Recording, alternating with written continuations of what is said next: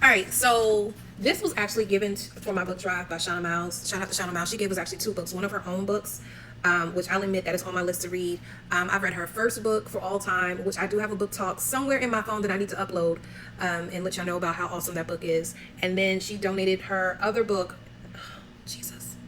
I will put the photo of the book in here because I really cannot remember the title of her second book, and then she's coming out with a third one. But both of her books, she's from South Carolina, from Ridgeview. Graduated from Ridgeview like me. I want to say she was 99. I was 98. I might be wrong. All her books are based in South Carolina.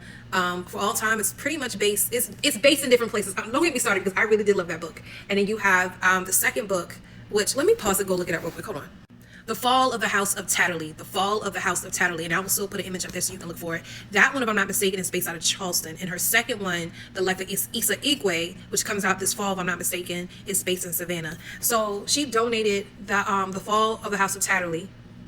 No, I'm not saying that wrong. And she donated Swim Team. And I've seen Swim Team and was like, I want to read this. And one thing I will say, again, I've said this before, if you have people who are struggling with reading, give them a graphic novel. Like, I never understood why people were so against graphic novels, comic books. It's a form of reading. It's a form of reading. So basically you have the main character, Bree, who she's already kind of feeling some type of way because her and her father moved down to Florida. Father got a new job. Not only has a new job, he has two jobs, and he has it's like he works one job and then he either has a second job or he has to work a program to help further his development in one job. I can't remember, but he's all over the place. So they move into an apartment complex where there's a pool, and Bree automatically is like, I'm not dealing with this. And then she ends up at her school. They sign her up for a class. It's a swim class. Bree does not want to be in the class. She's all about math puzzles and solving math equations. She's very good at math.